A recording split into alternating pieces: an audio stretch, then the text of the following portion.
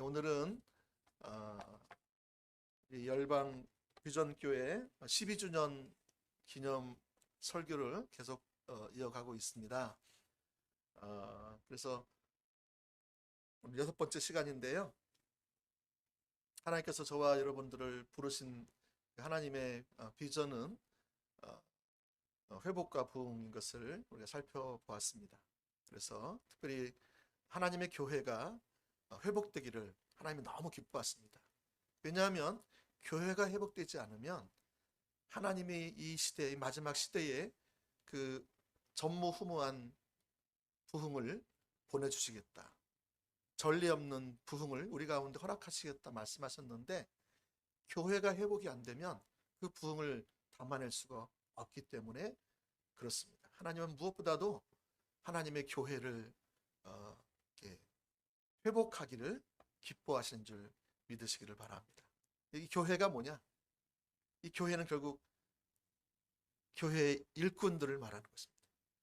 교회가 회복된다는 것은 다시 말하면 교회 안에 몸된 그리스도의 몸된 지체 안에 각 일꾼들이 회복되는 거예요.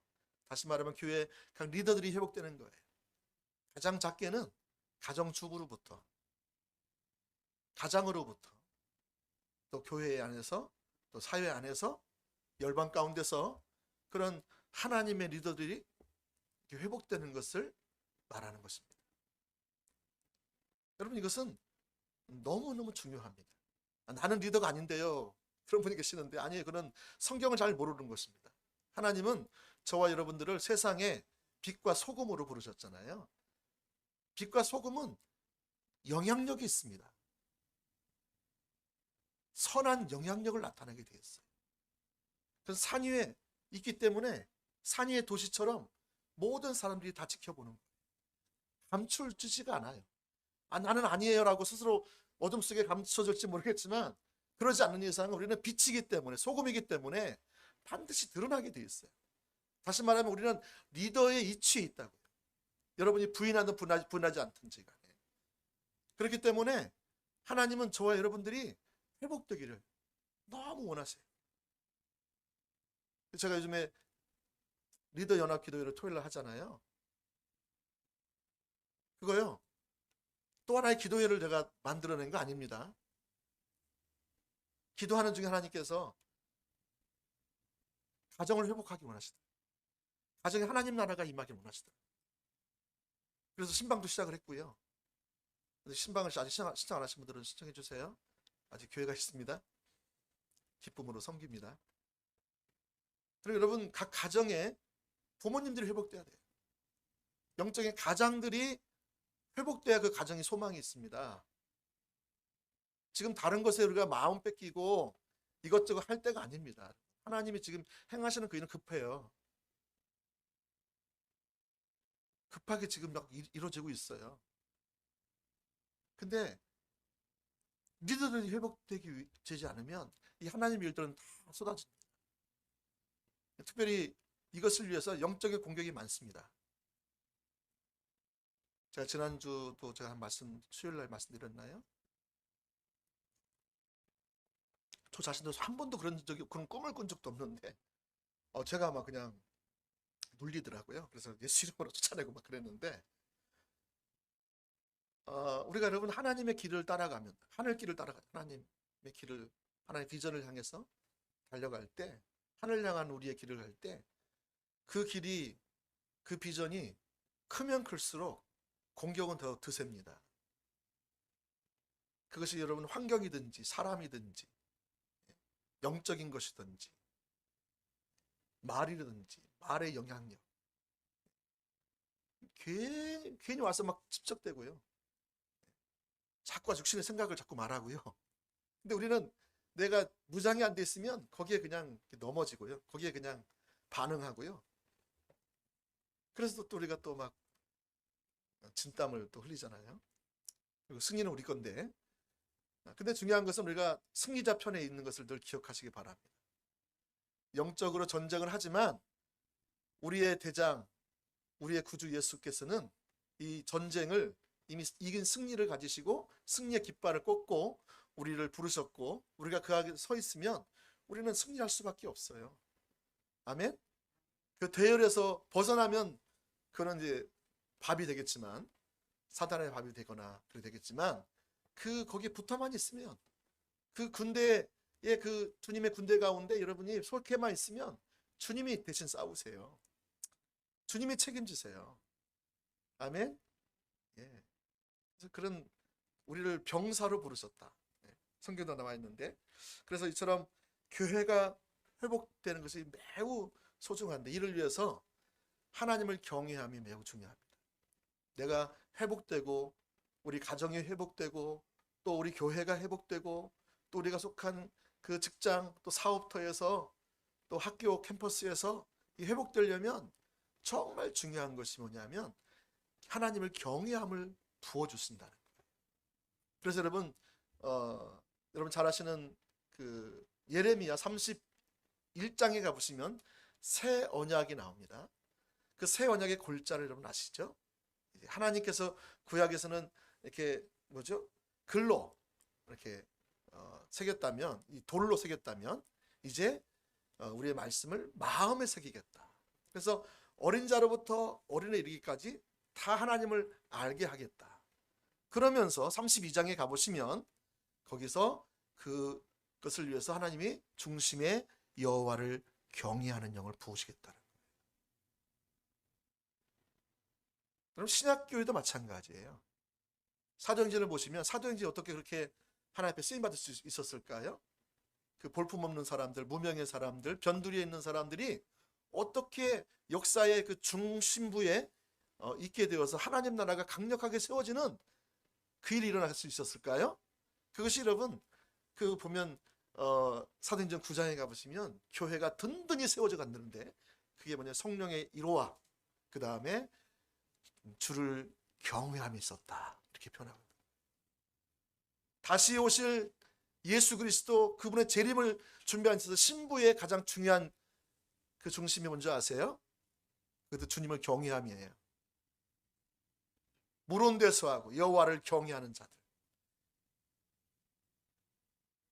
우리가 거룩한 신부로 준비되기 위해서 우리 중심 가운데 이 경외함으로 부어지고, 그 경외함 가운데 세워질 때 하나님 우리를 회복시켜 가실 거예요. 우리를 거룩한 백성으로, 세상에서 영향력 있는 그런 산위의 도시로, 많은 사람들이 지켜볼 수 있는 쇼윈도에 진열되어 있는 것처럼 전시된 교회로, 전시된 백성으로 저와 여러분들을 세워가실 거예요. 여러분이 중심에 이 경외함이 회복되기만 한다면. 그래서 제가 이 경외함을 계속 하게 되는 거예요. 왜냐하면 이것의 의미를 알아야 되고, 이 삶을 어떻게 살아야 되는 것인지를 우리가 알아야 되잖아요.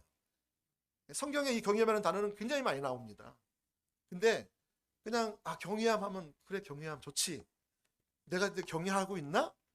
그런 것은 잘 모르는 경우가 많아요. 자, 그래서 오늘은 하나님의 경외할 때, 지난번 그 앞에서 우리가 살펴본 것처럼 하나님을 경외할 때 우리가 어떻게 된다고요? 기억나십니까? 전전주. 하나님을 경외할 때 우리가 어떻게 되죠? 예? 기억 못하시죠? 예? 생명이 넘칩니다. 네, 감사합니다. 하나님의 생명이 넘쳐요. 그러니까 하나님이 함께 하시면 나타날 수 있는 기도 응답이나 영적인 승리나, 하나님의 구체적으로 내 삶을 간섭하시고 나를 빚어가시고 내 삶을 인도해 가시는 것이나, 또 하나님의 보호나 영적인 보호가 있는 것이죠. 이런 하나님이 함께 하셔서 푸른 초정과 실만한 물가로 인도하는 그런 진정한 안식이 있게 되고요. 그러니까 여러분, 하나님을 경외할 때 이 하나님의 생명이 흘러넘치게, 또 지난주에는 하나님을 경외할 때 그 중에 하나가 거룩하게 된다고 그랬어요. 그렇죠? 십자가의 그 놀라우신 그 은혜로 말미암아 우리가 거룩하게 되어진다. 날마다 은혜의 보호자 앞에 나가서 때를 따라 돕는 은혜를 덧입을 때, 우리가 주의 영광을 볼 때 우리가 주님처럼 변화되는 거예요. 주의 형상으로 변화되는 거예요. 근데 중요한 것은 여기서 하나님의 얼굴을 구하는 삶이 반드시 있어야 돼요. 여러분, 내가 거룩해지는 것은 내 힘으로, 내 노력으로 되어지는 것 절대 아닙니다. 내가 술 담배 안 하고, 내가 제사 안 지내고, 내가 나쁜 데 안 가고, 색시집 안 가고 뭐 그랬잖아요. 그러다가 거룩해집니까? 그거 거룩해지면 그런데 안 하고 안 갑니다. 근데 거룩하지 않아도 그것은 인간의 의지로 할 수 있습니다. 바리새인들이 그렇게 했습니다. 바리새인들은 거룩하지 않았는데 거룩한 외부로 거룩한 것을 치장을 했어요. 화려했어요. 다른 사람들 볼 때 야, 저 사람은 존경할 만하다. 그래서 막 인사하고 절하고 그를 따르고 그랬어요. 그런데 예수님이 그들의 중심을 보시고 뭐라 했어요? 이 뱀들아, 독사의 새끼들아, 네가 겉은 화려하지만 네 속에는 썩은 시체 냄새가 난다. 왜냐하면 진정한 거룩은 우리의 노력에 있지 않다는 거예요. 물론 우리가 노력하는 부분도 있습니다. 그러나 근본적으로 이 거룩함은 주님이 우리 가운데 오셔서 다스리고 통치하시고 운행하실 때, 주님이 거룩하시잖아요. 주님이 나를 통해서 나타나실 때, 그 성품이 나타날 때 내가 거룩해지는 거죠. 주님이 내 통치하심으로 말미암아 내가 술 담배를 끊을 수도 있어요. 하나님, 이건 아니잖아요. 내가 게임 중독에 빠졌어. 내가 우울증이나 또 다른 어떤 부분에 있어서도 어떤 부분이 병적으로도 연약함이 있어. 근데 하나님, 은혜를 부어주세요. 여러분, 그것을 가지고 그냥 넘어가는 게 아니에요. 하나님 백성들 가운데 있어야 할 것들을 우리가 취하는 거예요. 그 생명을.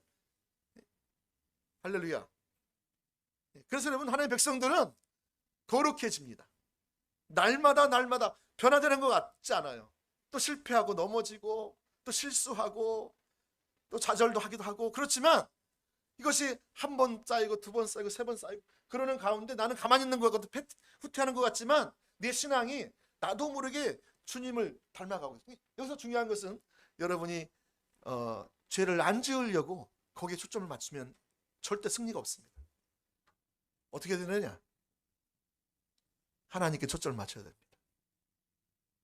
십자가에 초점을 맞추셔야 합니다. 십자가에 능력이 있다고 그랬어요. 하나님의 주권 가운데 여러분이 들어가셔야 됩니다. 성령의 임재를 사모해서 나오셔야 합니다.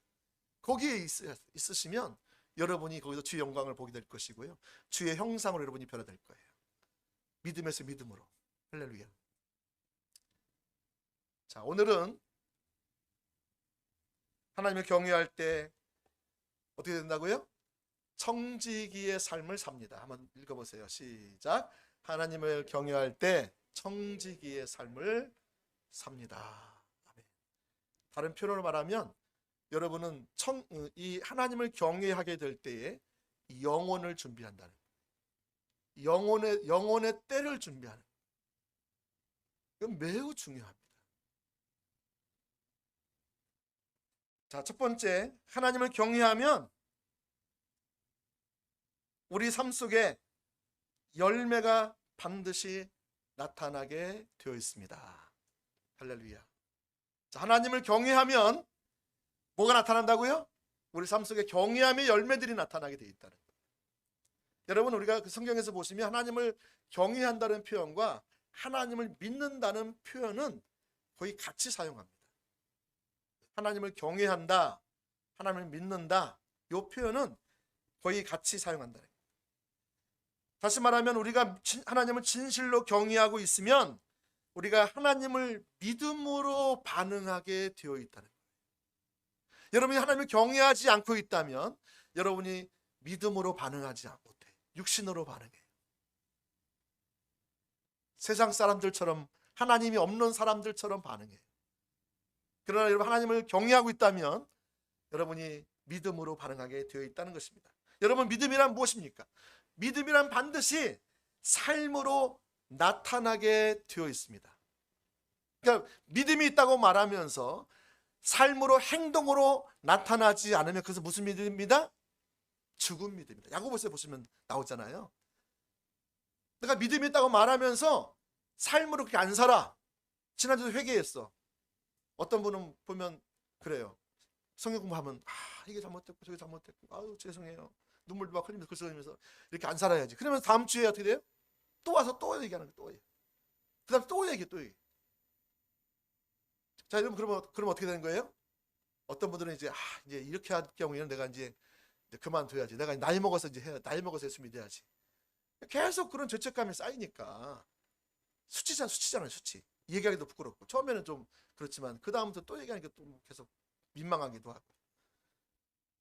여러분, 그런데 우리가 자꾸 죄를 드러내야 돼요. 우리가 안 되는 걸 드러내야 돼요. 그리고 중보기도를 요청하셔야 돼요. 여러분, 지금 그 부분에 뭐가 필요한 거예요? 하나님의 은혜가 필요한 거예요. 근데 그것 때문에 여러분 주저앉고 더 이상 이제 그만두고 나중에 나이 먹어서 죽기 전에 예수 믿고 이제 그때 교회 나와서 살아야지, 천국에나 가야지, 이렇게 생각하는 경우가 있다는, 그거는 정말 잘못된 겁니다. 우리가 하나님께, 성령께서 우리가 죄를 드러내신 것은 왜 드러내셨을까요? 예? 왜 드러내셨죠? 예? 리더십을 회복시키시려고. 네, 그렇죠. 그러니까 우리를 고치시려고 하시는 거예요. 근데 그 고치는 능력이 누구한테 있다? 하나님께 있다는 거예요. 내게 없다는 거예요. 근데 그것을 자꾸 내가 하려고 그래. 내가 자꾸 보호하려고 그래. 자꾸 그걸 감추어. 그러면 여러분, 감추면요, 어둠이 역사예요. 그게. 성령께서 밝은 빛을 비춰주셔서 우리 어둠을 드러내셨으면 그것을 어둠 가운데 드러낸 것을 자꾸 주님 앞에 고백하고, 또 치들에게 서로 죄를 고백하라고 성경이 말하고 있잖아요. 고백하는 거죠. 그리고 내가 또 이번에 죄진 거 다음 주 또 죄질 수도 있어요. 그거 부끄러운 일 아니에요, 여러분. 우리는 다 똑같잖아요. 저도 죄를 져요. 저도 고백해요. 저도 오늘 아침에 우리 희용 간사님이 한동대 차량운행 갔는데 제가 20분까지 오기로 했어요. 제가 저 시간에 왔을까요, 안 왔을까요? 어떻게 알았어요? 제 아내가 여튼 귀신같이 알아. 여튼 안 와가지고요, 늦겠더라고요. 그래서 제가 문자를 했어요. 희영 간사님, 오늘 몇 명 오냐고, 봉고차가 필요한가 해서 다행히 2명 온대요. 죄송합니다. 다행이야. 네, 조금 온 건데. 그래서 그러냐고, 미안한데 본인 차로 갔다 오라고. 그래서 내가 미안하다고. 그럼 미안한 건 미안한 거잖아요. 그 나이가 많건 적건 실수한 건 실수한 거고요. 미안한 건 미안한 거고요. 잘못한 건 잘못한 거 아니겠어요? 고백을 하는 거죠. 저도 그렇게 연약함이 있어요, 여러분. 게으름도 있고요. 하물며 우리가 우리 삶을 살아가면서 여기서 완벽한 사람이 누가 있을까요? 그렇다면 벌써 그분은 하나님 품에 안겼겠죠.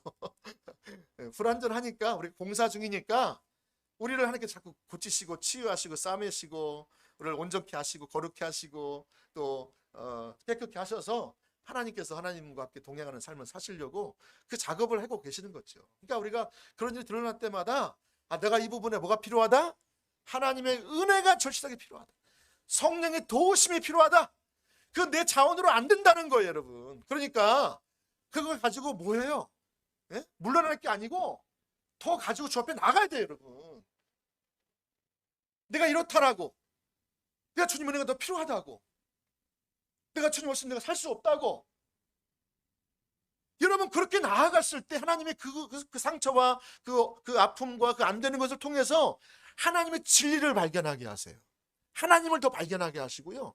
여러분, 마틴 루터가 어떻게 그렇게 종교개혁을 통해서 전 유럽이 변하고 전 세계가 변할 수 있을까요? 믿음을 말미암아 의롭다는 그 진리가 어떻게 발견됐을까요? 그는요, 제일 싫어하는 단어가 하나님의 공이라는 단어였어요. 공이만 하면 이 사람이 막 이를 가고 치를 떨었어요. 아니, 신학자인 그 사람이 왜 그랬을까요? 하나님을 막 그냥 경멸 비슷하게 했어요. 경멸은 아니겠지만.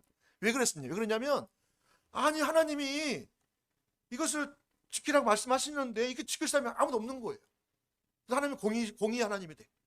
그러면 나는 평생 동안 지키지 못할 것을 내게 말씀하셔서 죄책감을 쌓이다가 심판받아 죽이는 그런 하나님인가? 이렇게 이해가 되는 거예요. 자기가 이 말씀을 지켜보려고 얼마나 노력했는지 몰라요. 밤잠을 못 자고요. 도덕적 세심증이 걸릴 정도로 너무너무 고통스럽게 막 계단을 수백 개를 막 무릎을 가지고 막 올라갔어요. 무릎 꿇고 피가 철철철 막 무릎이 깨지고 터지고 막. 그래도 그게 안 되는 거예요. 자신을 막 학대하기도 하고. 근데 어느 날 그렇게 찾다가 어떻게 된 거예요? 믿음으로 말미암아 살리라. 오직 의인은. 이 말씀을 탁 보면서 이 의가 내 의가 아닌 것이 발견돼요. 내가 하나님 앞에서 율법을 지켜서 그 선은 그 의가 아닌 것을 발견. 이것이 하나님의 의인 것을 발견했어. 그게 못하는 나를 위해서 예수님이 땅에 보내주셨고, 그분이 십자가에 죽으심으로 말미암아 하나님의 의를 저와 여러분에게 주시기 위해서 십자가에 죽으신 것. 이것을 발견한 거예요, 여러분. 이게 얼마나 기뻤겠어요. 만약에 여러분 이 루터가 그거 가지고 자기가 막 그런 하나님이 공의 하나님, 자기는 삶을 못 살아, 그래가지고 그냥 주저앉아가지고 교회 안 나가고, 예? 그냥 따로 가서 그냥 뭐 있었다면 어떻게 되겠어요? 난 나중에 나이 먹어서 갈 거야, 이랬으면은요, 하나님이 그 사람을 통해서 뭔가 하시기 원하시는 일은 일어나지 않았을 거예요. 지금 하나님이 그거 비추신 것은요, 하나님이 뭔가 일하시기 위함이에요. 내 가운데 연약함을 준 거. 사도 바울이 자기가 여러분 얼마나 연약함이 많았어요. 그는 다른 사람들이 실족할 만한 큰 연약함이 있었어요, 자기 육신에. 그 어떤 사람, 어떤 학자들은 그것이 뭐라고 하죠? 입에 거품 물고 쓰러지는 거 뭐라고 그래요? 예? 간질. 잘하시네요. 감사합니다. 그거 여러분 막 설교하다 갑자기 입을 거품 물고 하면서 톡 쓰러져 보세요. 그러면 성도님 은혜 받아왔다가 야, 무슨 목사가 저러냐? 지나 잘 예수 믿고 지나 잘 치료해야 되지, 지금 저 뭐 하는 짓이냐? 해가지고 다 시험 들어서 다 가버리지 않았겠어요? 근데 사도 바울은 그런 육신의 연약함에도 불구하고 자기들을, 교인들이 천사같이 자기를 대했다는 거예요. 얼마나 감사해요. 자기에게 나오는 이 말도 너무 어눌하고 말도 잘 못하는데 이것이 하나님 말씀처럼, 하나님 내게 직접 말씀하시는 것처럼 현재적으로 듣고 거기 반응하면서 삶을 조정하고 막 사는 거예요. 하나님이 막 그것도 함께 하죠. 여러분, 그가 그 간질로 인해서, 그 연약함으로 말미암아서 오히려 하나님의 능력이 그를 통해 더 크게 나타났어요. 그가 약하면 약해질수록 하나님의 능력은 더 크게 나타나요, 안 나타나요? 그가 여러분 0.1%가 약 99% 약해. 예? 그러면 하나님의 능력이 얼마나 나타날까요? 99%가 나타나는 거예요. 1%는 자기가 잘하는 거 나타나겠죠. 사도 바울이 왜 사도 바울이 됐느냐? 99%의 약함을 그가 알았기 때문에 그래요. 그래서 약함을 자랑했대요. 약함이 뭐게? 죄를 자랑하고 연약한 거, 쓰러진 거 자랑하고 자기 그런 거 자랑한 거예요. 그러니까 기도해 주겠죠. 성도들이 아이고 우리가 기도 안 하면 이 사도 바울 사용 못 되게, 하나님께 종으로 사용 못 받겠네, 이래가지고요 성도들이 막 끼어서 기도. 사도 바울이요, 복음을 전할 때 얼마나 여러분 강력한 역사가 일어났습니까? 그게 사도 바울만 통해 나타나는 역사입니까? 아닙니다. 그는 연약했다니까요. 죄인 중에 괴수였다니까요. 그는 99.9%가 정말로 연약한 존재였다는 거죠. 근데 이렇게 지체들이 기도해주고 옆에서 권면해주고 또 필요가 있으면 세워주고 이렇게 막 하니까 사도 바울이 그 하나님의 은혜로 하는 거예요. 나이 나된 것은 뭘로 됐다? 하나님의 전적인 은혜로 됐다. 그것 때문에 자기가 헐벗고 굶주리고 도적대를 당하고 살해의 위협을 당하고 방 한 칸 없이 살았지만 그의 마음은 너무 기뻤어요. 너무 감사가 넘쳤어요. 여러분, 그가 감사할 게 뭐가 있겠어요? 키도 작고요, 머리는 대머리에다가요, 예? 얼굴도 못생겼대요, 되게. 그래서 결혼을 못했어요. 죄송합니다. 못해서, 못생겨서 결혼을 못한 건 아닌 건데 스스로 하나님을 선택했겠죠. 근데 그가요, 하나님의 손에 붙들리니까요, 자기 연약함을 고백하고 하나님이 아니면 내가 못 살아요. 자기는 말만 하면, 생각만 하면 늘 죄짓는 자신의 모습을 보니까 또 하나님께 더 가까이 은혜를 구하고 은혜 보좌 앞에 나가고, 성경에 그거 나와 있진 않아요. 하나님 말씀 앞에 더 자신을 더 드리고 매일매일 그렇게 드리니까 하나님이 그를 이방인의 제사, 뭐죠?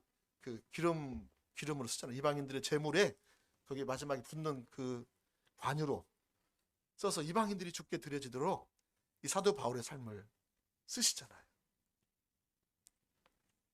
할렐루야. 오늘 지금 서론하다가 지금 큰일 났습니다. 지금.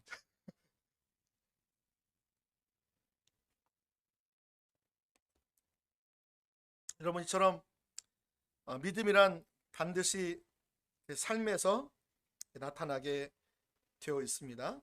그런데 오늘 많은 사람들이 믿음이 있다고 말하면서 행동하지 않는 사람들이 많습니다. 그것은 속는 것입니다.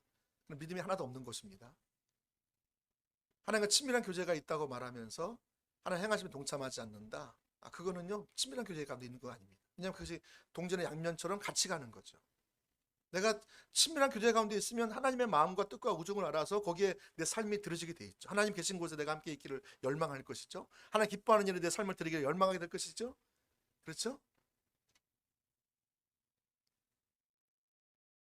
여러분, 귀신들도 믿음이 있다고 말합니다. 귀신들은 하나님을 믿습니다. 그죠? 하나님 앞에서 벌벌벌 떨어요. 여러분, 하나님 앞에 벌벌 뜨십니까? 귀신들은 믿음이 있다니까요. 근데 그것은 경외함이 아니에요. 귀신들은 경외함으로 주 앞에 서지는 않아요. 그는 무서워서 떠는 거죠. 야고보서 1장 19절 말씀해 보시면 내가 하나님은 한 분이신 줄을 믿느냐 잘하는도다 귀신들도 믿고 떠느니라. 여러분 어떻습니까? 여러분들이 하나님 앞에 나아갈 때 이렇게 귀신들이 갖고 있는 하나님을 인식하고 두려워하고 나아가고 있습니까? 여러분, 그런데 귀신들은 이렇게 하나님 앞에 떨지만 그들이 믿음이 있어서 떠는 건 아닙니다. 그들의 믿음은 가짜입니다. 왜냐하면 그 믿음은 그 귀신들의 삶에 실제로 나타나지 않기 때문에 그렇습니다. 귀신들이 갖고 있는 믿음은 죽은 믿음입니다. 다른 말로 말하면 귀신은 믿음이 있다면 그들은 하나님을 사랑했겠죠. 네? 경외함이 있었다면 그들은 하나님을 사랑하고 이웃을 사랑했겠죠. 귀신들이. 근데 그들은 하나님을 두려워는 했지만 하나님을 사랑하지는 않잖아요. 우리 대적하잖아요. 그렇죠? 이것을 보시면 귀신의 믿음은 진짜 믿음이 아닌 거죠. 야고보서 2장 17절 18절. 야고보서 2장 17절 18절. 자, 저기 나와 있습니다. 이와 같이 행함이 없는 믿음은 그 자체가 죽은 것이라. 어떤 사람은 말하기를 너는 믿음이 있고 나는 행함이 있으니 행함이 없는 내 믿음을 내게 보이라. 나는 행함으로 내 믿음을 내게 보이리라 하리라.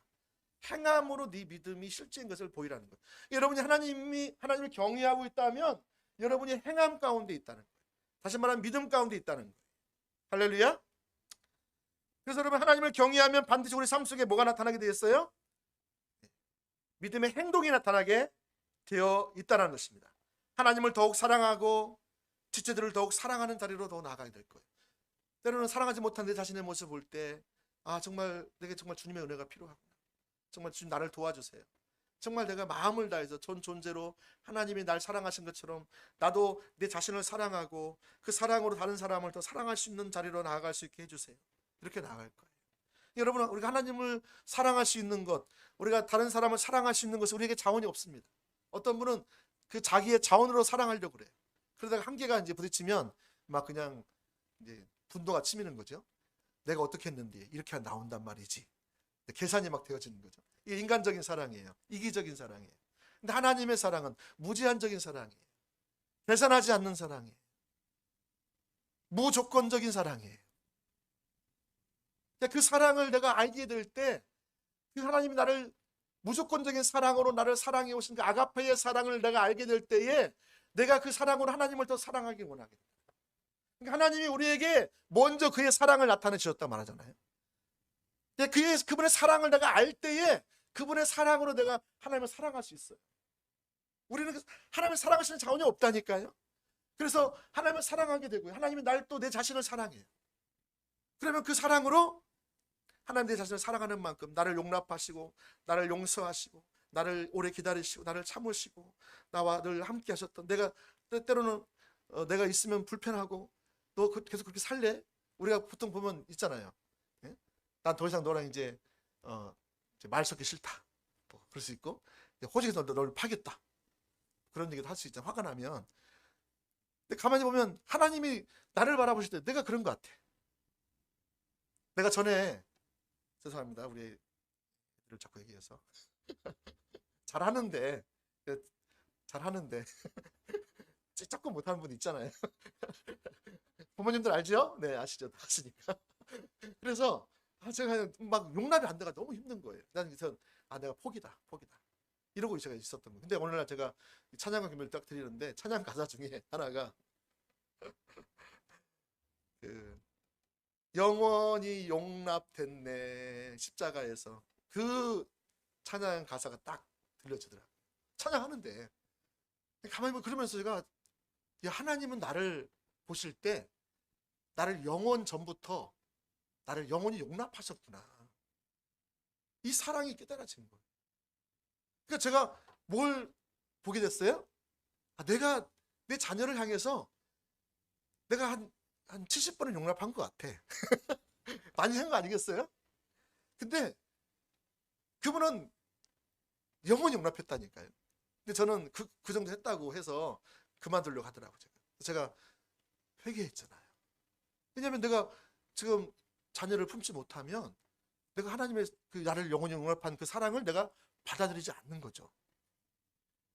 영원히 용납된 걸 내가 받아들였으면 나도 당연히 내 지체를 향해서 또 다른 가족을 향해서 다른 사람을 향해서 그러한 사랑으로 내가 나아가는 게 맞지 않는가요?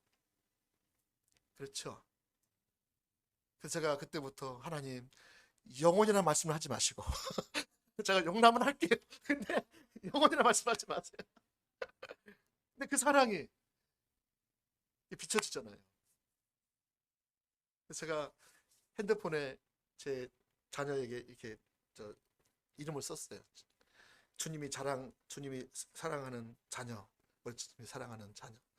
근데 제가 그때부터 제가 또 바꿨어요. 내가 사랑하는 자녀. 완전히 바뀌었어요, 여러분. 내가 주님의 사랑으로 내가 다른 사람을 사랑할 수 있구나. 그걸 아는 만큼 더 사랑할 수 있구나. 얼마나 내가 미련해요. 내 부모의 그 인간적인 그 뜨거운 사랑으로 막 사랑해 보려고 했다가 낭패를 보는 거지요.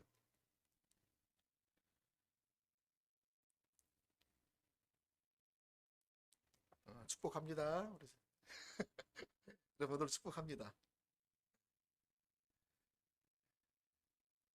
자, 그래서 이처럼 우리 삶 가운데 하나님을 경외하면 하나님을 사랑하고 지체들을 사랑하고 가족을 사랑하고 이웃들을 사랑하고 또 하나님의 거룩하심과 같이 날마다 거룩해지는 삶을 사모하고 추구하는 거예요.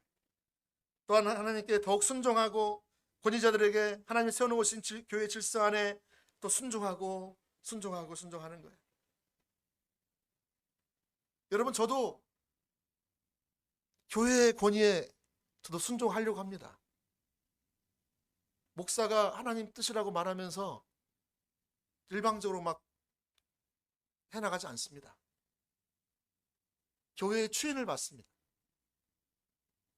교회 반대하면 좀 안 하는 겁니다. 하나님 내가 주셨을 때 교회가 찬성하면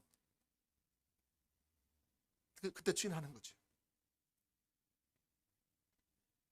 우리가 그분의 주님을 경외하면 세워놓으신 질서 가운데 들어가서 순복합니다.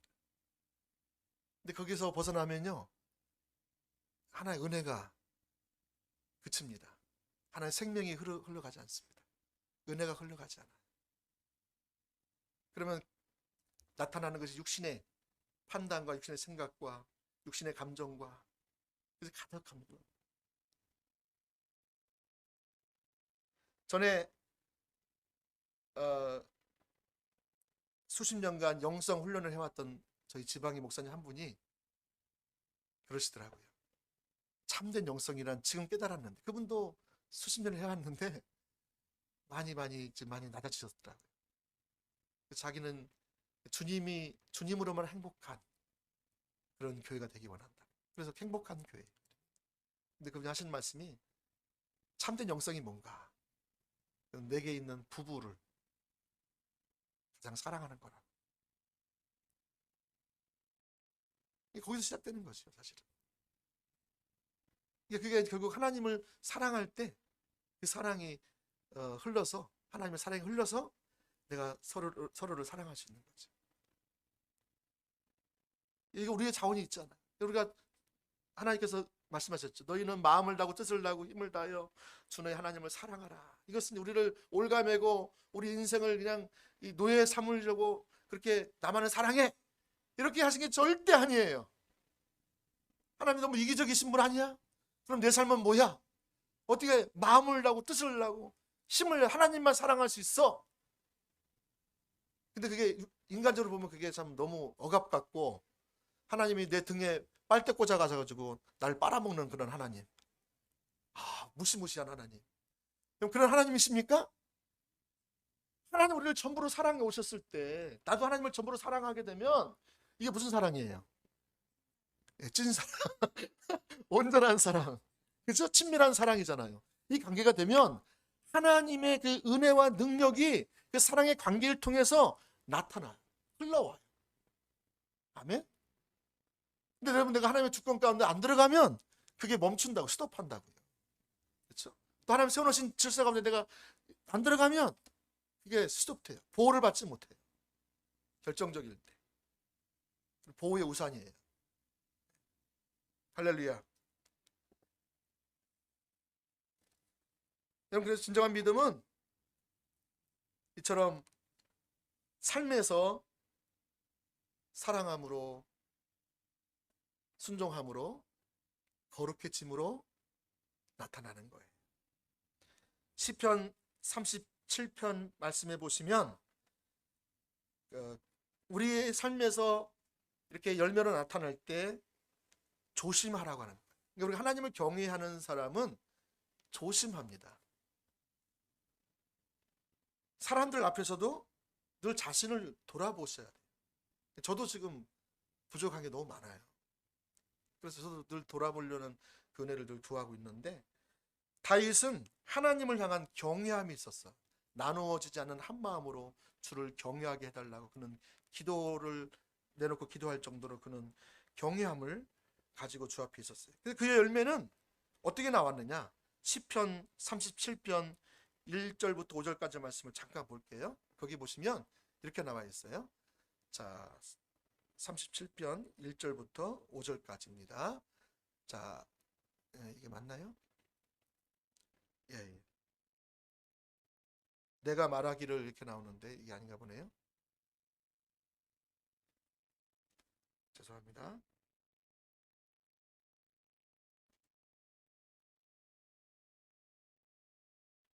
예?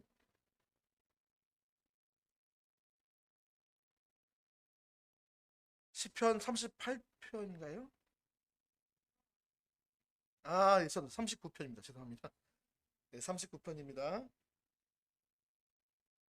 자, 찾아보시고요. 자, 내가 말하기를, 지금 하나님 앞에 다윗은 경외함을 가지고 하나님 앞에 섭니다. 나의 행위를 조심하여 내 혀로 범죄하지 아니하리니 악인이 내 앞에 있을 때에 내가 내 입에 재갈을 먹이리라 하였도다. 2절 같이 한번 읽어볼까요? 내가 잠잠하여 선한 말도 하지 아니하니 나의 근심이 더 심하도다. 내 마음이 내 속에서 뜨거워서 작은 소리로 읊조릴 때에 불이 붙으니 나의 혀로 말하기를 여호와여 나의 종말과 연한이 언제까지인지 알게 하사 내가 나의 연약함을 알게 하소서. 주께서 나를 한 뼘 길이만큼 되게 하시며 나의 일생이 주 앞에는 없는 것 같사오니 사람은 그가 든든히 서 있는 때에도 진실로 모두가 허사뿐이다. 지금 다윗은 하나님을 경외함 가운데 자신의 모습을 하나님의 관점으로 보면서 조심스럽게 두 가지 은혜를 구하고 있어요. 먼저 1, 2절을 말씀 보시면 그 은혜가 뭐예요? 자신의 혀의 말조차도 하나님 앞에서 할 수 있는 은혜를 부어주세요. 내 혀에서 나오는 말, 그것이 악인들 앞에서는 잠잠하게 하시고, 이게 올바른 말, 적당한 말이라 할지라도 그게 내 생각에서 나오는 거라면 특히 악인 앞에서는, 왜냐면 악인은 자꾸 악용하거든. 그 말을 가지고 자꾸 자기가 원하는 목적을 이루기 위해서 이렇게 말을 하거든. 뒷보고 신다 그러죠. 뒤에서 빗을 꽂는다 그러죠. 이 말을 내가 지혜롭지 못하게 했기 때문에. 그리고 또 뭐예요? 선한 말이라 할지라도 뭐예요? 침묵하게 돼. 뭐라 그래? 나의 근심이 더 심하도다. 내가 잠잠하여 선한 말도 하지 아니하니. 자, 이것이었고, 또 두 번째, 또 하나의 관점으로 또 하나 보게 해달라는 게 뭐였어요? 자신의 인생이 얼마나 연약한 존재인지를 알게 해달라. 자신은 지금 온 나라를 다스리는 권세가 있어요. 마음만 있으면 못할 것이 없어요. 사람 하나 죽이는 것은 일도 아니에요. 근데 그런 놀라운 왕의 위치에 있으면서도 불구하고 그는 어떤 마음으로 나가요? 연약한 모습, 겸비한 모습으로 나가요. 어떻게 그가 겸비할 수 있었을까요? 네? 보세요. 자신의 종말과 연한이 언제인지 알게 되었기에 어느 날 문득 하나님께서 그걸 깨닫게 하신 거예요. 너가 종말을 준비해라. 너희 날이 얼마 남지 않았다. 우리는 100년, 1000년 살 것 같지요. 하나님이 오라 하시면 모든 걸 다 내려놓고 내일 부르시면 내일 갈 수도 있어요. 오늘 밤에 부르실 수도 있어요. 그래서 나의 연한을 깨달았을 때에 겸손해지는 겁니다. 그리고 자신의 인생의 주 앞에는 내 인생이 주님의 한 뼘밖에 안 되는 거예요. 그리고 내가 지금 살고 있는, 내가 지금 잘 돼가고 있고 막 내가 원하는 목적들이 다 이루어지고 있는 그것이 뭐예요? 주님 앞에서는 허사와 같다.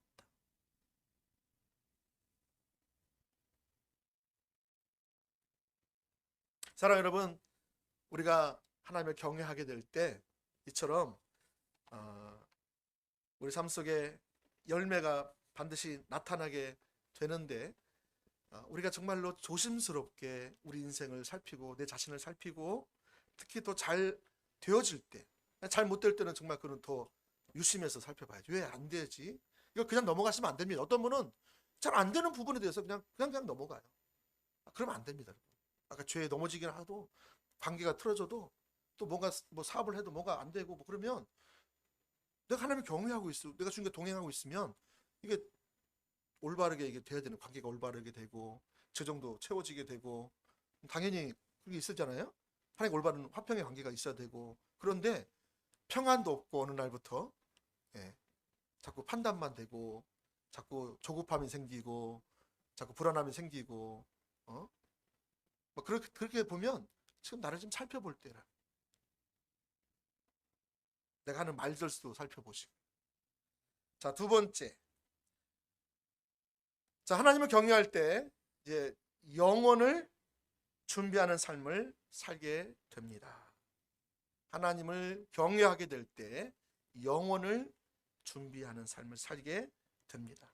여러분, 하나님을 경외하면 이걸 깨닫게 되더라고요. 모든 것이 다 하나님께로부터 왔고 그것을 다시 하나님께로 올려드리는 삶을 통해서 영혼을 준비하게 된다는 것입니다. 여러분, 하나님께서 우리에게 많은 것을 주셨지요. 예를 들면 우리의 몸이 건강하기 때문에 오늘 여기 예배당 안에서 와서 앉아서 예배 드릴 수 있잖아요.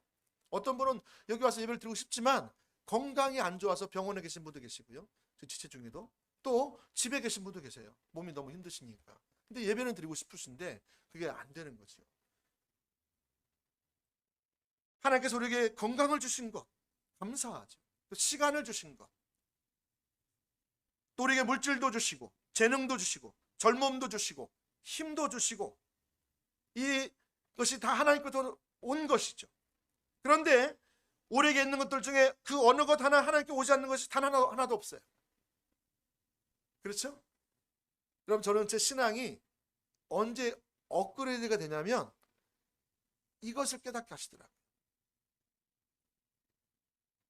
제가 주님을 따라올 때 제일 먼저 여러 가지 사건이 있었지만 결정적인 사건 하나는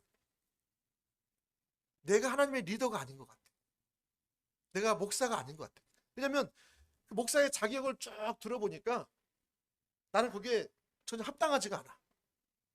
그래서 나는 목사가 되면 안 되는 사람이구나. 이걸 깨달았어요.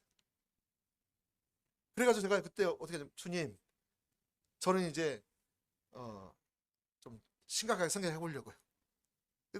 너무 체념이 되더라고요. 근데 그 상황에서 예배로 나갔잖아요.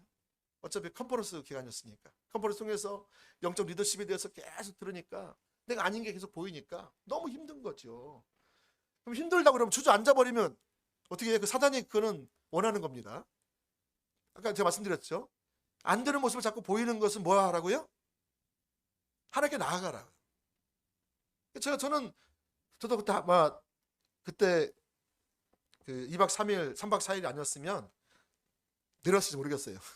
근데 그때 제가 내려갈 수 없었어요. 왜냐하면 교인들을 같이 왔기 때문에. 오늘 하나님이 저에게 목사의 자격이 안 되기 때문에 내려가라고 하신 거여서 내려갑니다. 이렇게 하면 되겠어요? 그럴 수 없잖아요. 그럼 교인들 어떻게 하고요? 가만히 있는 거죠. 있으면서 예배를 참석했는데 그때 예배 시간에 제가 그 기도하는 시간에 하나님께서 말씀하시더라고요. 네가 지금까지 목사가 된 것이 자격이 있어도 된 줄 아느니? 이렇게 말씀하시더라고요. 내가 너를 목사의 자격이 있어 세운 줄 아니? 그러시더라고요. 내가 너를 세운 것은 내가 내 은혜로 세운 거야. 그걸 딱 깨닫게 하시는 순간 제가 제 인생을 살아오면서 여기까지 오게 된 모든 과정들이 그 파노라마처럼 쫙 펼쳐지더라고요. 그러면서 머리끝부터 발끝까지 제가 스스로 한 게 없더라고요. 다 하나님이 은혜로 주신 거였더라고요.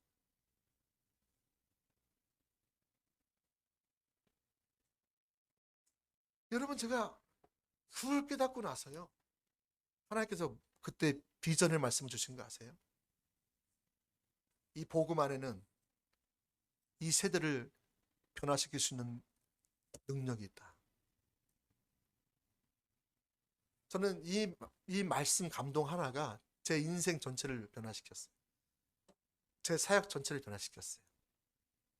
제가 그때부터 제가 얼마나 믿음 없이 살아왔는가, 얼마나 계산 안에서만 살아왔나, 얼마나 내가 사례비가 그때 없었으니까, 교인이 많이 없었으니까 그 사례비 안에서 내가 운신을 하려고 했는가. 그래서 그때 부산 집회가 있었는데, 화요 집회가, 돈이 생기면 가고 안 생기면 안 가고, 목회도 나름대로 뭐 십자가문 가르치고 뭐도 하고 있었으니까 나름대로 그냥 하고 있었으니까 난 주님을 잘 따라간다 생각을 했는데, 제가 보니까 주님을 따라간다는 것은 우리가 믿음으로 따라가야잖아요. 믿음이 하나도 없어요. 그러니까 상황이 주어지면 하고 안 주어지면 안 하는 거예요. 이거 내 믿음이에요. 하나님 말씀하시면 돈이 없어도 가야 되고 환경이 막혀도 가야 되고, 그게 하나님 따라가는 믿음 아니에요? 그게 제 모습이 보이더라니까요. 제가 그때부터요, 주님, 제가 믿음이 없었네요. 용서해 주세요. 제 마음속에 어떤 생각이 들었냐면 부산에 가리라. 그래서 그때부터 제가 마침 저희 장인어른이 이렇게 카드를 주신 게 있어가지고 기름값을 그냥 긁고 갔어요. 근데요, 그 신기한 게 있잖아요. 제가 그렇게 안 하리나 하고 딱 부산 집을 가니까 그 강사 목사님 한 분이 저를 불러요. 예배 끝나고. 저는 그분한테 그런 일이 그때 외에는 한 번도 없었어요. 지금까지도 전에도 없었고. 저를 부르더니 주머니에서 이렇게 신사임당을 꺼내더라고요. 그래서 목사님 이거 주고 그냥 가시더라고요. 그래서 이게 뭐야? 그리고 그게 한 두세 번 됐었어요. 근데 저는 그게 단순한 돈이 아닌 걸 알았어요. 하나님께서 네가 믿음으로, 네가 은혜로 살아왔기 때문에, 네가 믿음으로 네 삶을 네가 디자인하지 말고 하나님께 맡기고 하나님 부르신 곳에 네가 믿음으로 동참한 곳에 내가 확증시켜 주는 거예요. 여러분, 저는 그때 이후로 하나님께서 말씀하시면 저는 모든 것을 내립니다. 제가 잘하고 있던 것도 내립니다. 무조건 안 한다는 게 아니고요. 거기에 내가 모든 것을 집중하는 거죠. 그리고 그 말씀하신 것에 제가 동참하려고 합니다. 그럼 동참하면 반드시 주님이 그를 이루어 오셨습니다. 이게 신자의 삶이에요. 성경에 그래서 히브리서 11장에 믿음으로 아브라함은, 모세는, 노아는, 다윗은, 라합은, 기생 라합은 다 나오잖아요. 믿음으로 나오잖아요. 그게 여러분, 하나님을 믿는 믿음으로 결단하니까 하나님이 뒷받침하는 인생을 산다는 거예요. 그러니까 모세는 이 세상에 없어질 그 왕궁의 어마어마한 재력과 권력이 있었음에도 불구하고 그를 어떻게 했어요? 믿음으로 내려놔. 하나님의 백성들과 고난받기를 택했다잖아요. 그 성공의 길, 세상에서 1인자로 될 수 있는 여러분 파라오의 아들인데 여러분, 그거를 내던지니까 여러분 하나님께서 하나님의 백성들을 맡기죠. 200만.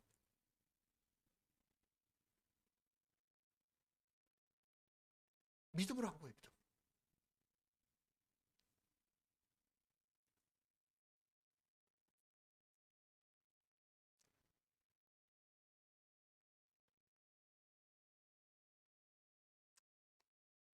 여러분, 그래서 우리가 주어진 것들을 주님에게 다시 올려드리는 것이 참 얼마나 중요한지 모르겠습니다.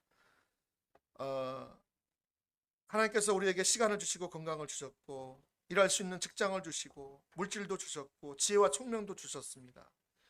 그렇기 때문에 오늘 저와 여러분이 있는 거 아니겠습니까? 그 어느 것 하나 주님으로부터 오지 않은 게 하나도 없습니다. 여러분, 이것이 청지기적인 삶이에요. 그래서 우리가 하나님을 경외할 때 나에게 주신 것들을 다시 하나님께 드릴 수 있는 그 자리에 나가는 것, 이것이 청지기적인 자세예요. 마태복음 25장에 보시면 주님 오실 길을 예비하는 종말론적 신앙생활을 어떻게 해야 될지에 대해서 세 가지 비유를 예수 말씀하십니다. 종말의 때 주님이 신랑으로 다시 오시는데 너희가 처녀로서, 하나님 거룩한 자녀로서 어떻게 살아야 될지. 첫 번째 비유는 열처녀 비유입니다. 두 번째 비유는 뭐죠?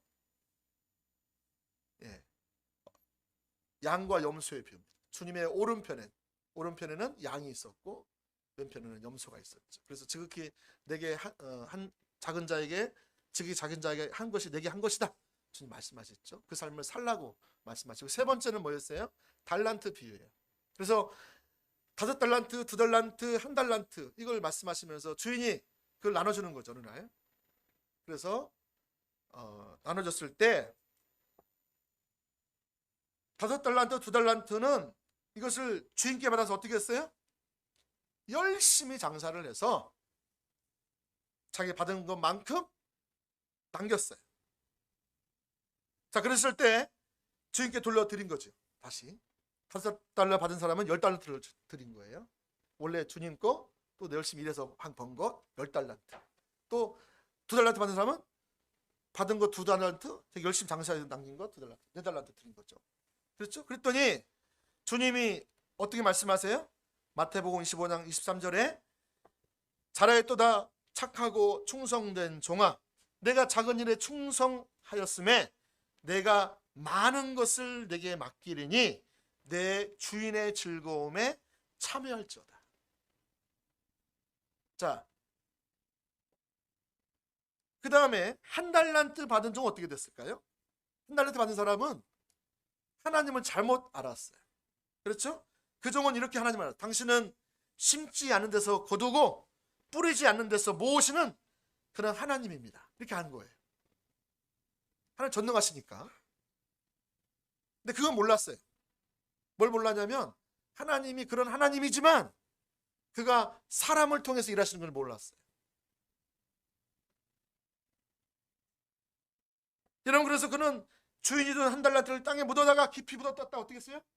빼가지고 한 달란트를 드린 거예요. 주님 것입니다. 자, 당당하게 드린 거죠.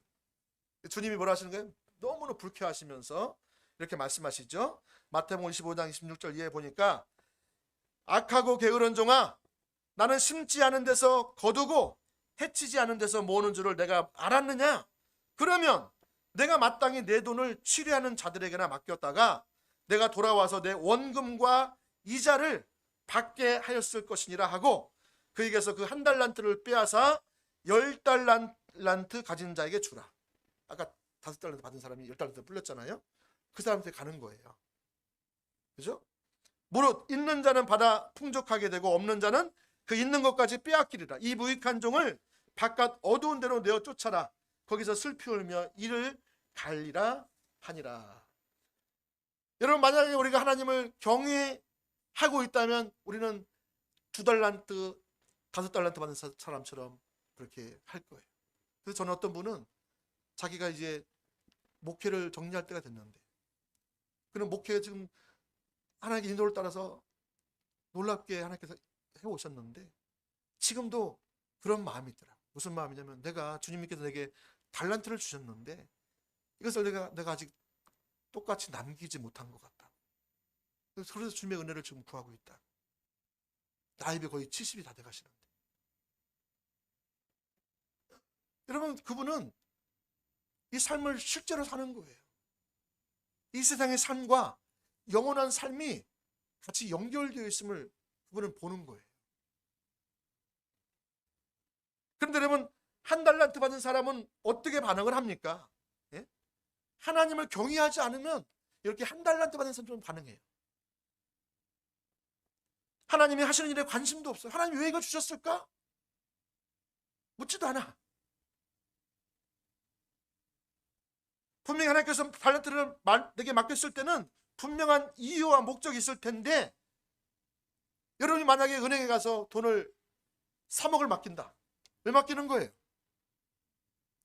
여러분, 이자가 있으니까 그거 계산하고 맡기는 거 아니겠어요?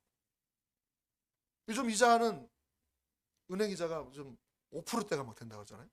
그래서 막 저기 현수막 보니까 지금 상품을 내놔가지고 돈 내면 이렇게 이자를 5점 몇 프로 주겠다 이래가지고 막 뭐 시판을 하더라고요. 근데 여러분, 근데 이 주님이 그러신 거죠. 내가 너 땅에다 묻어놓을 거였으면 차라리 내가 이거 은행에다 맡겼으면 이자로 나왔을 텐데, 이자도 안 나오고 지금.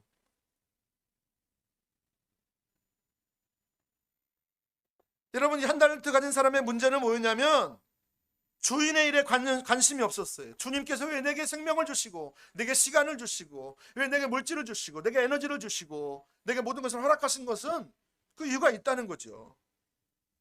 그리고 거기에 반응하지 않고 자기 자신을 위해서만 살았던 것이죠.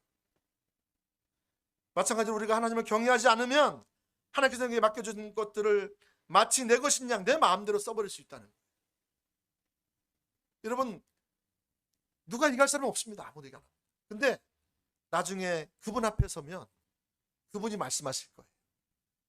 너 내가 맡긴 달란트 어떻게 했니? 한번 내놔봐라.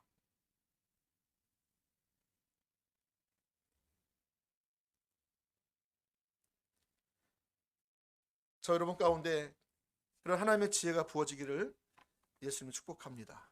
아멘. 수년 전에 제가 수요 예배 때 예배를 인도하기 전에 하나님께 기도했어요. 하나님, 오늘 하나님께서 어떻게 하나님 자신을 드러내길 원하세요? 잠잠히 묻고 기다렸어요. 근데 로마서 11장 말씀이 떠오르게 했어요. 마음의 감동에. 11장 오늘 함께 읽은 36절 말씀. 이는 만물이 주에게서 나오고 주로 말미암고 주에게로 돌아갑니다. 그에게 영광이 세세에 있을지어다. 사도 바울은 이것을 계시로 알았던 것 같아요. 그래서 그는 자신의 삶이 5달란트 받은 2달란트 받은 사람처럼 내가 평생을 다해서 이 복음을 전하지 않으면 내게 화로다. 이 은혜의 복음을 내가 전할 때에 내 생명을 조금도 귀한 것을 여기지 않는다. 이러면서 갔잖아요. 왜냐면 그게 주신 달란트가 있으니까. 이 복음을 전하는 달란트가 있으니까. 거기에 자신 인생을 걸고 간 거지요. 그걸 깨닫게 하시면서 저에게도 그렇게 말씀을 하시더라고요. 무슨 말씀을 하시냐면, 네가 내 앞에 조만간에 설 텐데 너는 어떻게 준비하고 있니? 라고 저에게 물으시더라고요.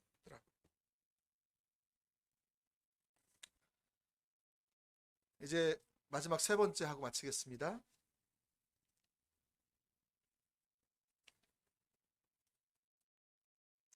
그리고 영혼을 준비하는 삶을 지속적으로 살기 위해서 중요한 자세는 말씀 앞에 떠는 자세입니다. 매일매일 하나님을 지속적으로 경외하는 삶을 살려면 아주 중요한 자세가 있는데, 그것은 내가 하나님의 말씀이 그러하면 내가 거기에 납작 엎드리는 것입니다. 여러분, 하나님을 경외하는 사람의 아주 중요한 특징은 이 하나님 말씀 앞에 겸비한 자세로 선다는 거예요. 그래서 고린도후서 5장 10절 말씀에도 보시면, 이는 우리가 다 반드시 그리스도의 심판대 앞에 나타나게 되어 각각 선악간에 그 몸으로 행한 것을 따라 받으려 함이라 그랬어요. 사도 바울은 자신에게 주신 그 구원을 두려워하며 구원을 이루어가라고 말씀하고 있어요. 빌립보서 2장 12절 말씀, 그러므로 나의 사랑하는 형제들아, 나를 사랑하는 자들아, 너희가 나 있을 때뿐만 아니라 더욱 지금 나 없을 때에도 항상 복종하여 두렵고 떨림으로 너희 구원을 이루라, 이렇게 말씀하고 있습니다. 오늘 말씀을 정리하겠습니다. 오늘 저와 여러분들이 하나님을 경외하게 되면 우리가 우리 삶 속에서 하나님을 경외하면 열매가 나타나게 되어 있습니다. 또 우리가 하나님을 경외하게 되면 우리가 영원한 삶을 준비합니다. 다시 말하면 청지기적인 삶을 살아서 우리가 5달란트, 2달란트 받은 사람처럼 그렇게 우리의 삶을 지혜롭게 조심스럽게 살아갈 줄로 믿습니다. 오늘 그런 은혜가 저와 여러분 가운데 넘치기를 예수님으로 축복합니다. 아멘. 찬양 드리겠습니다.